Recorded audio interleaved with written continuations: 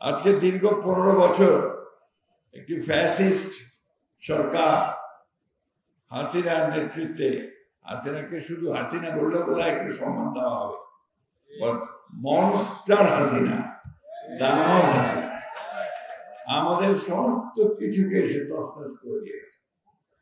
আমাদের বিচার ব্যবস্থা, আমাদের প্রশাসন, আমাদের নির্বাচনের প্রক্রিয়া, আমাদের অর্থনীতি, স্বাস্থ্যনীতি, শিক্ষা ব্যবস্থা, সমস্ত জায়গাতে সে তছনছ করে দিয়েছে।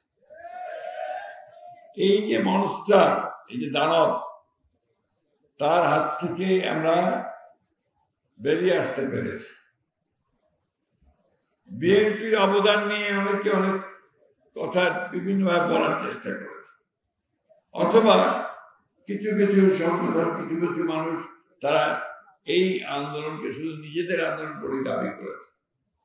আমি তাদের অবগতির জন্য একটা কথা বলতে চাই যে আমরা গণতন্ত্রের জন্য সমগ্র সময়টাই লড়াই করেছি।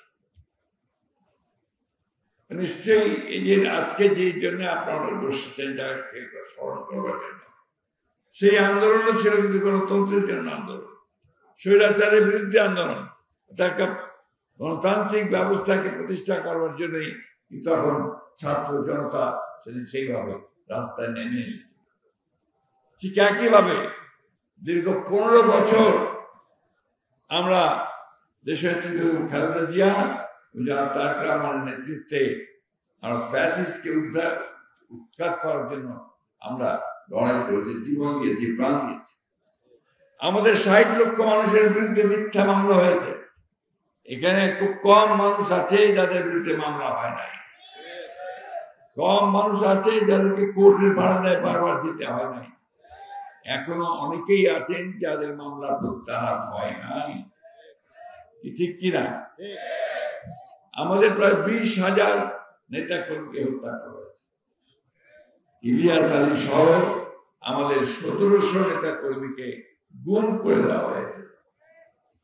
আজকে তাদের নাম উচ্চারিত হয় দুর্ভাগ্যজনকভাবে খুব কম, অথচ তারাই সেদিন সবচেয়ে বেশি ভিকটিম হয়েছিল।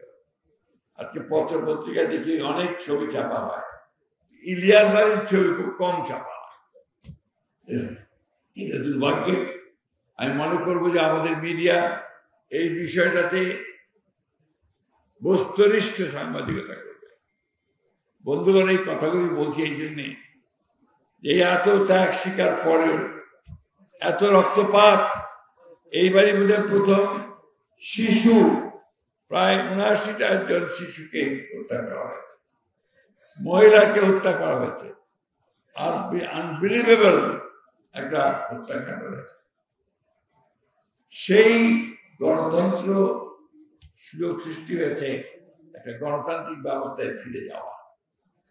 গণতান্ত্রিক ব্যবস্থায় ফিরে যাওয়ার একটাই মাত্র পথ, তা হচ্ছে একটা সুষ্ঠু, অবাধ, নিরপেক্ষ নির্বাচন, গ্রহণযোগ্য নির্বাচনের মধ্য দিয়ে, তাই না?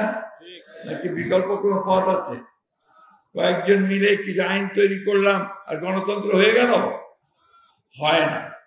আমরা যতই সংস্কার করি, যতই আমরা আপনার সব বুদ্ধিজীবীরা মিলে বিভিন্ন কৌশল আবিষ্কার করার চেষ্টা করি, যতক্ষণ পর্যন্ত না নির্বাচনের মধ্য দিয়ে আমরা একটা নির্বাচিত সরকার গঠন করতে পারবো, ততক্ষণ পর্যন্ত আমরা গণতন্ত্রে ফিরে যেতে পারবো না।